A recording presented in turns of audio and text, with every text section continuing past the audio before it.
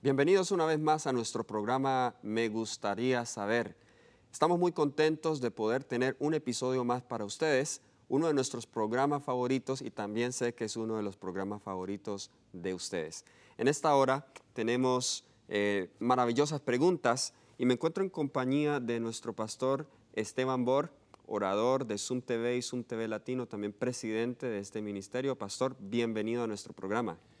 Muchas gracias, Pastor Miranda, y gracias por dirigir este programa tan importante y de tanto interés para los televidentes. Amén, amén. Déjenme decirles que el pastor Bor y yo no nos colocamos de acuerdo, pero es increíble y yo me maravillo cómo el Señor nos dirige en la respuesta a estas preguntas y poder aprender de usted también acerca de cómo resolver estos enigmas bíblicos. Y viceversa. Amén, gracias. Hermanos, antes de orar, queremos recordarles que si usted desea participar, enviar su pregunta para que sea respondida en este programa, tenemos una dirección de correo para eso. Va a aparecer en pantalla, es tv@zoomtv.org. Voy a repetir una vez más, tv@zoomtv.org. No todas las preguntas van a salir en vivo. ¿Cuáles no salen en vivo? Las que ya han sido respondidas o las que se pueden, más son consejo pastoral y que se pueden responder de manera escrita o por llamada telefónica, pero aquellas que creemos que también otras personas tienen la misma pregunta, esas son las que nosotros escogemos, es decir, las preguntas más relevantes. Así que para hoy tenemos un buen número de preguntas, vamos a ver hasta dónde llegamos, pero antes de hacerlo vamos a orar. Les invito a que inclinemos el rostro para tener una palabra de oración. Amado Padre Celestial, gracias por este programa de Me Gustaría Saber. Gracias por aquellos hijos tuyos que se conectan para aprender más de tu palabra.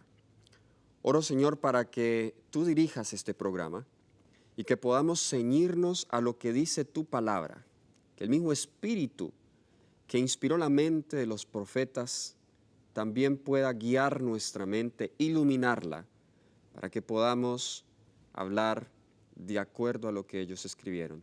En el nombre de Jesús. Amén. Amén. Pastor, la gente pregunta en cuanto al Pastor Manrique. Le gustaría que el Pastor Manrique regresara al programa. ¿Puede darnos un pequeño informe sobre si va a venir pronto otra vez? Muy bien, gracias. Sí, se han estado preguntando, normalmente somos tres, el Pastor Manrique nos acompaña. El Pastor Manrique en esta ocasión no pudo acompañarnos porque él tuvo una cirugía del ojo. Estuvimos orando por él, gracias a Dios todo ha salido bien, pero él apenas se recupere, pronto estará de vuelta con nosotros, ayudándonos como pastor invitado aquí en nuestro ministerio, Amén. ayudándonos en nuestros programas. Recuerden que él es pastor de la iglesia hispana en Oakland, esa es su responsabilidad, pero él saca de su tiempo, de esa apretada agenda que tiene él, y nos regala 2 días aquí para grabar.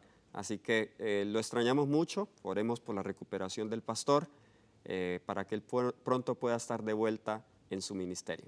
Muy valioso para nuestro ministerio. Muy valioso, lo apreciamos mucho acá, al pastor Manrique, y oramos para que él pueda Amén. recuperarse pronto. Amén.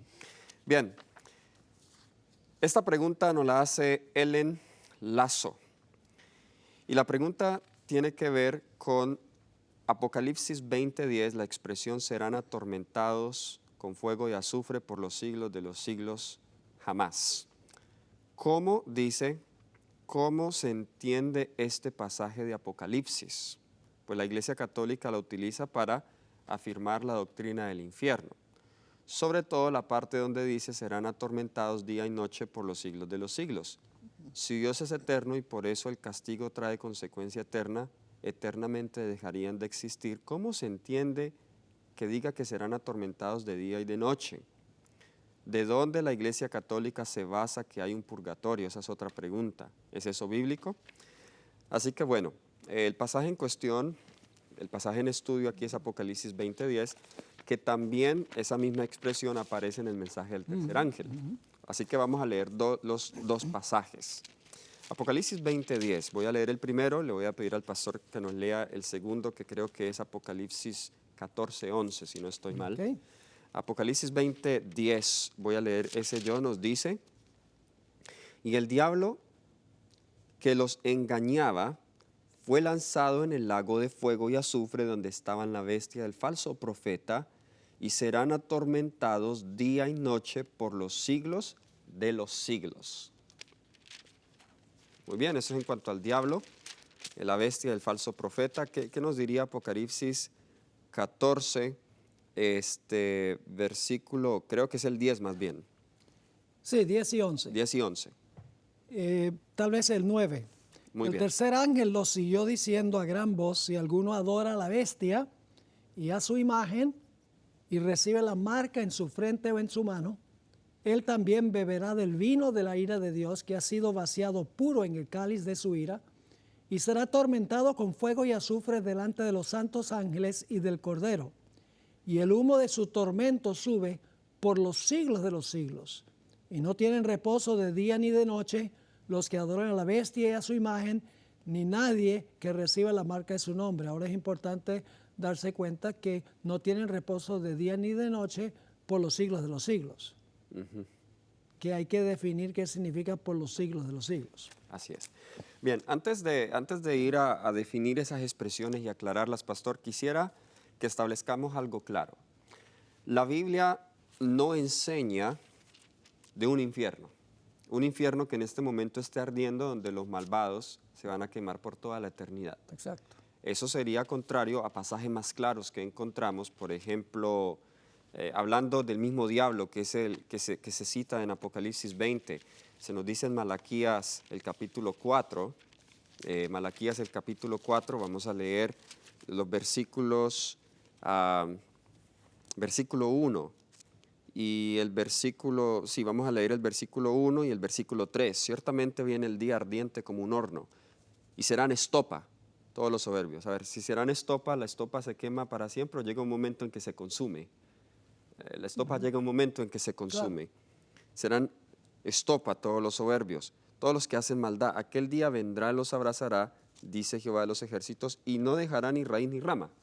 O sea que si no dejará ni raíz ni rama, la raíz es el diablo, las ramas son sus ángeles. Exacto. Y sus seguidores, significa que van a ser consumidos. Correcto. Y para que quede claro, el versículo 3 dice, pisotearéis a los malos, los cuales serán ceniza debajo de la planta de vuestros pies. Exacto. Así que ¿será que hay contradicción entre Apocalipsis, donde dice que el diablo se quemará por los siglos de los siglos, día y noche, con Malaquías y otros pasajes, donde dice que dejará de ser, se convertirá en ceniza debajo de la planta de los pies de los santos?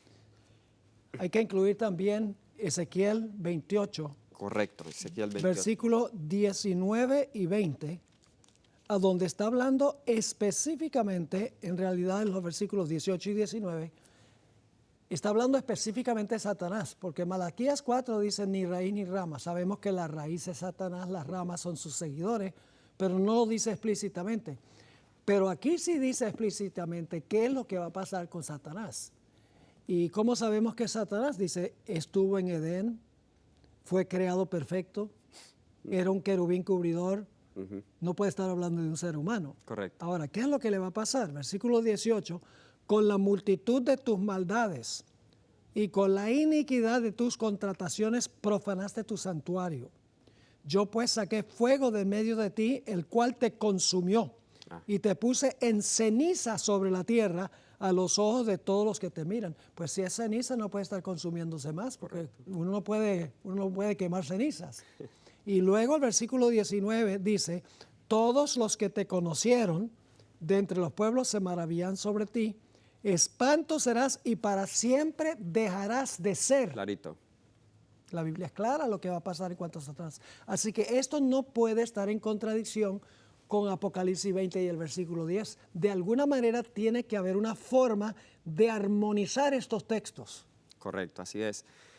No es la pregunta, pero me siento tentado a hacer el siguiente comentario, que hemos respondido esto antes y siguen llegando las preguntas de que al final el diablo se va a salvar. Aquí claramente dice que el diablo va a ser destruido. Y no es la parte, porque dice, no, es el diablo como ser malo, pero el ser perfecto, él sí continúa. Aquí está hablando literalmente, dice, claro, dejará de ser, sí, será como ceniza, o sea, físicamente. el espíritu no es el que se consume es todo el ser. Correcto. Así que claramente dice el diablo va a dejar de ser, será consumido por el fuego, quedará como ceniza. Entonces, la expresión por los siglos de los siglos debe referirse a otra cosa entonces. Tiene que referirse a un largo periodo de tiempo, pero no necesariamente que no tiene fin. Correcto.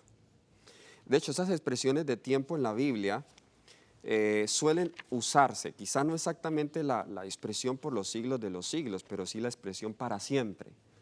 Por ejemplo, lo podemos leer, pero por falta de tiempo solamente hago mención a él. En Primera de Samuel tenemos el capítulo 1, que Ana quiere llevar a Samuel al templo, lo quiere dedicar a Dios para que esté allí para siempre, dice.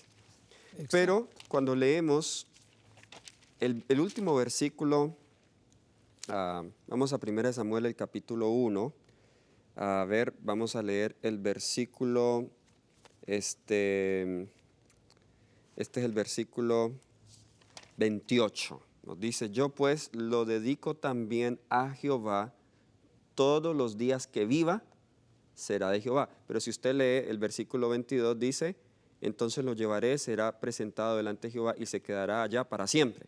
Para siempre, sí. Pero luego en el versículo 28 dice todos los días que viva. O sea, para siempre, en el contexto de nuestra limitada humanidad, significa el periodo en el cual va a estar. Exacto. Entonces, en el caso del fuego, para siempre o por los siglos de los siglos es el tiempo en el cual se va a consumir. Sí. Hace varios años tuve que ir a la Universidad de Andrews, donde yo estudié. Okay. Y tenía varios días donde predicaba en la noche, pero de día pues no tenía mayor cosa que hacer. Así que decidí ir a la biblioteca de Andrews, una biblioteca inmensa. James Library. James White Library, Yes. con una cantidad de libros envidiable. Y lo que específicamente estaba buscando era lo que decían los comentaristas no adventistas sobre este texto, Apocalipsis 20 y el versículo 10. Y descubrí que muchísimos de esos eruditos decían que la expresión por los siglos de los siglos en el griego significa sencillamente un largo periodo cuyo fin no se divisa. No significa que no hay fin, sino que no se divisa. Tal vez puedo leer. Ahora, sí va a haber tormento durante ese largo periodo. Claro. Es decir, el tormento es real. Es la misma palabra que se usa para la mujer que está sufriendo dolores de parto en Apocalipsis 12, que es doloroso. Es decir, va a haber dolor y va a haber angustia. Pero la pregunta es clave, si va a durar para siempre. Déjeme leer un par de citas. Alan McRae, presidente y profesor de teología del Antiguo Testamento en la Escuela Bíblica de Teología en Hatfield, Pensilvania, escribió, la Septuaginta, la versión griega del Antiguo Testamento, la Septuaginta generalmente se traduce olam por aion, que olam es la palabra del Antiguo Testamento, aion la nueva, que tiene esencialmente el mismo rango de significado. Que ni la palabra hebrea ni la palabra griega contienen la idea de interminable. Se demuestra por el hecho de que a veces se refieren a eventos o condiciones que ocurrieron en un punto definido en el pasado y también por el hecho de que a veces se considera conveniente repetir la palabra no simplemente diciendo para siempre, sino por los siglos de los siglos. Aquí hay otra, Moulton y Milligan, que son autores de un léxico muy bien conocido, dice, en general la palabra aion representa aquello de lo que el horizonte no está a la vista. Ya sea que el horizonte esté en una distancia infinita o si no, está más allá, no está más allá de la duración de la vida de un César. Es decir, puede referirse a la duración de la vida de un César o puede referirse a una distancia indefinida. Aquí hay otra. En las fórmulas plurales de aion, que es lo que está en Apocalipsis 20, el significado de aion se funciona con el de un periodo de tiempo largo pero limitado. Es decir, significa un periodo largo pero limitado. En particular, aion, que es la palabra que aparece allí, En este sentido significa el tiempo o la duración del mundo, es decir, el tiempo como limitado por la creación y la conclusión. Puede referirse desde la creación hasta la conclusión. Correcto. Luego dice, en este punto nos enfrentamos al hecho notable de que en la Biblia se usa la misma palabra aión para indicar dos cosas que son profundamente antitéticas, a saber, la eternidad de Dios y la duración del mundo. Este doble sentido que comparte con el olam hebreo remite a un concepto de eternidad en el que la eternidad se identifica como la duración del mundo. En otras palabras, los eruditos dicen que no necesariamente significa tiempo que nunca va a terminar, sino que puede referirse a un periodo largo cuyo fin no ha sido determinado. Ahora, ¿será que Satanás va a sufrir por un largo periodo de tiempo? Esa es la pregunta clave. Bien, acá, bueno, ya establecimos algunos textos bíblicos que nos mencionan que en realidad él no va a sufrir para toda la eternidad. Ahora, el espíritu de profecía, como siempre, está en armonía con la Biblia. Y tengo aquí algunas citas. Esta es de, Primeros Escritos. Esta cita es de Primeros Escritos. Nos dice, Satanás y sus ángeles, página 294, Satanás y sus ángeles sufrieron largo tiempo. Sobre Satanás pesaba no solo el castigo de sus propios pecados, sino también el de todos los de la hueste redimida, que habían sido puestos sobre él. Por eso es que a él no le conviene que mucha gente se salve, porque entre más personas se salvan, más largo el castigo de él va a ser. Sí, exactamente. Porque los pecados de los salvos tienen que ir a algún lugar. ¿A dónde van a ir? Van a caer sobre él. Y es interesante, creo que es en la página 290 de Primeros Escritos, la hermana White dice que algunos pecadores sufrirán por muchos días. Ajá. Otros se extinguen rápidamente, pero dice después que se extinga el último impío, Satanás continuará viviendo por largo tiempo. Ahora, si un pecador común y corriente se va a consumir por muchos días por los pecados de esa persona, ¿cuánto tiempo tendrá Satanás que quemarse por los pecados de todos los que se salvaron? Y los de él mismo. Y los de él mismo. Tiene que ser larguísimo el tiempo. A eso se refiere por los siglos de los siglos. Un periodo largo cuyo fin no se divisa en el horizonte. Así es. Y la cita sigue diciendo, a cada cual se le castigaba según las obras que había hecho en el cuerpo. Y aquí está lo que usted estaba diciendo. Algunos tardaban muchos días en consumirse. Y aunque una parte de su cuerpo estaba ya consumida, el resto conservaba plena sensibilidad para el sufrimiento. Dijo el ángel, el gusano de la vida no morirá ni su fuego se apagará mientras haya una partícula que consumir. Ahí está la clave, mientras haya algo que consumir. Haya algo que consumir. Y el principio de por qué algunos sufren más que otros es un principio bíblico. Lucas 12:47. Ajá.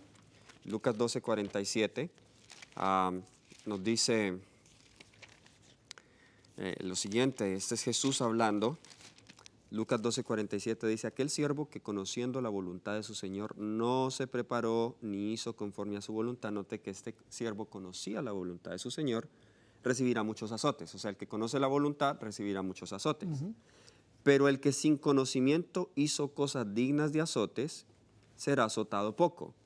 Porque a todo aquel a quien se haya dado mucho, mucho se le demandará, y al que mucho se le haya confiado, más se le pedirá. Lucifer estuvo en la misma presencia de Dios. Sí, señor. No tenía excusa. Muchos azotes va a recibir, de acuerdo a este texto. No sabemos cuántos. No sabemos cuántos. Pero va a ser un largo periodo de tiempo, más largo que lo que generalmente nosotros pensamos. Amén. Y concluyo con el siguiente párrafo. Dice, dijo el ángel, está hablando con la sierva del Señor, dijo el ángel, Satanás es la raíz y sus hijos las ramas. Ya están consumidos raíz y ramas, han muerto de una muerte eterna. Nunca resucitarán y Dios tendrá un universo limpio. Amén. Así que claramente nos muestra el fin de Satanás y sus ángeles. Tal vez podemos leer para terminar en una nota positiva. Isaías capítulo 33. Ok. La mayoría de las iglesias creen que son Satanás y los malos que van a quemarse eternamente en las llamas, que van a vivir eternamente en las llamas, pero la Biblia dice que son los justos los que van a vivir en las llamas, Al revés. porque tienen un carácter a prueba de fuego. Han aceptado a Cristo como su Salvador personal y Él ha dirigido sus vidas. Tal vez puede leer Isaías el capítulo 33 y comenzando en el versículo 14. Muy bien, leemos. Los pecadores se asombraron en Sión y el espanto sobrecogió a los hipócritas. ¿Quién de nosotros morará con el fuego consumidor? ¿Quién de nosotros habitará con las llamas eternas?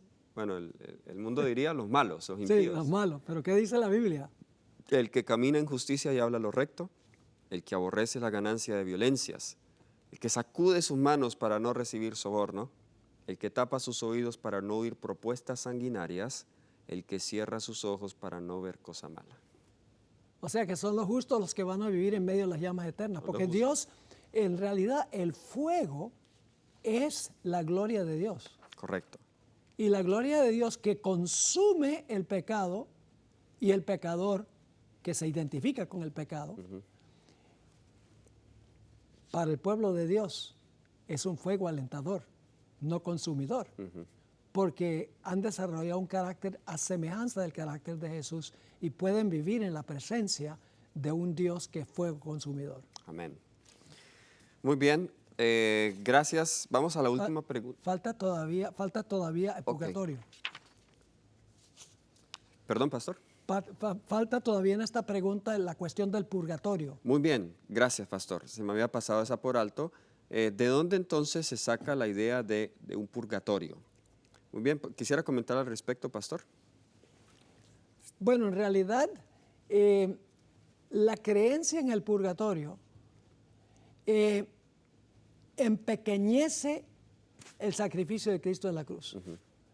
Porque la Biblia enseña que cuando Cristo murió en la cruz, Él pagó por todos los pecados de los seres humanos. Amén. Y los que reciben a Jesús se benefician de ese pago que hizo Jesús. Amén.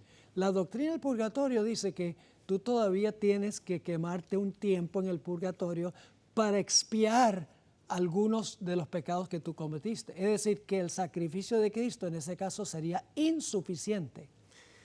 Y en la teología católica existen varios tipos de infierno. Los más malos se van al infierno como tal, pero los que fueron malos, más no tan malos, tienen algo de esperanza y van al purgatorio para que sus pecados sean expiados y luego puedan ser llevados al cielo.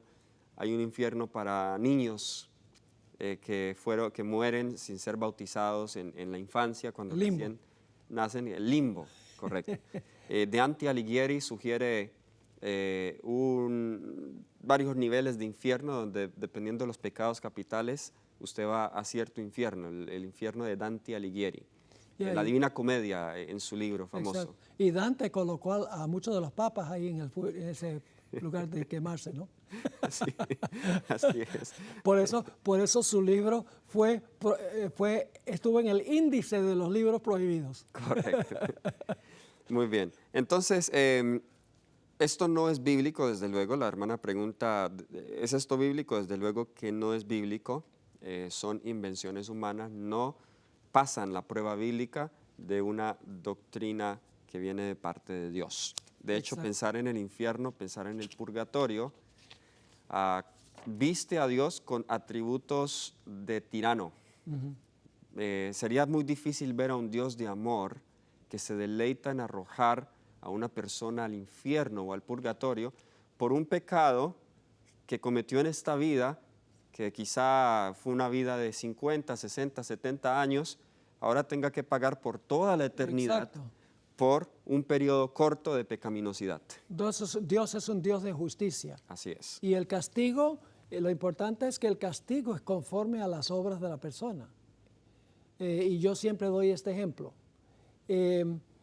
Supongamos que una persona se come un semáforo en rojo y otra persona mata a otro. Y van ante el juez y el juez dice, los condeno a los dos a la silla eléctrica. Yo creo que la gente protestaría. Claro. diría, no, es mucho más grave lo que cometió el que asesinó Correcto. que el individuo que se comió un semáforo en rojo. El castigo es conforme al delito. Y por eso es que Satanás va a sufrir más, porque los delitos de él fueron tanto mayores que los delitos que cometieron los seres humanos. Es inconcebible que Dios condene, digamos, a Hitler al mismo castigo que a cualquier otra persona que no recibió a Cristo como Salvador personal, pero que no lo aceptó, es decir, vivió una vida moral, pero sin Jesús. Dios es un Dios de justicia y por eso el castigo es conforme a su justicia. Algo difícil, una nota ya en los minutos que nos quedan. Algo difícil para el ser humano entender es ver el amor de Dios en el castigo. Y ahora estamos en confusión en la hermandad, más que todo en los laicos, no a nivel teológico. Hay confusión por algunas cosas que se dicen, que Dios, como un Dios de amor va a crear a sus criaturas para luego destruirlas, y Él las creó es para que todos se salvaran. Y les cuesta ver el amor de Dios en esto. Pero aquí aún vemos el amor de Dios. Número uno, lo vemos en la libertad que le da de escoger a cada uno. Exacto. Número dos, en que Dios no va a obligar a nadie a estar donde esa persona no quiere estar. Imagínese si Él llevase a un pecador al cielo por la fuerza. Sería miserable. Sería miserable, y vemos que Él es fuego consumidor. Imagínense ustedes teniendo que estar en la presencia de un Dios santo, donde mi carácter es muy contrario a Él, no me siento cómodo en su presencia, y que tenga que estar usted allí por toda la eternidad. Eso Sí. sería una tortura. Ese sí sería un Dios cruel. Ese sí sería un Dios cruel. Y que Dios se pare y diga, mira mi presencia, resístela, y el pecador no lo quiero ver. Eso sería una tortura, ¿bien? La destrucción de los impíos es elección de ellos. Correcto. Dios arbitrariamente no destruye a los impíos. Ellos escogieron el camino de la perdición y Dios está respetando su libre elección. Correcto. Eso demuestra cuánto respeta Dios nuestra libertad de elección. Y aún en la mala decisión, lo mejor que Dios puede hacer por ellos es darles descanso. A eso se refiere la cita de la sierva del Señor, que ha sido un caballito de batalla en esta discusión, en el Palabras de Vida del Gran Maestro, donde ella dice que Dios no destruye al pecador, el pecador se destruye a sí mismo. Es cierto, Exacto. porque el pecador es el que escoge el camino de la perdición. Gracias por estar con nosotros y nos vemos en un siguiente episodio. Dios les bendiga.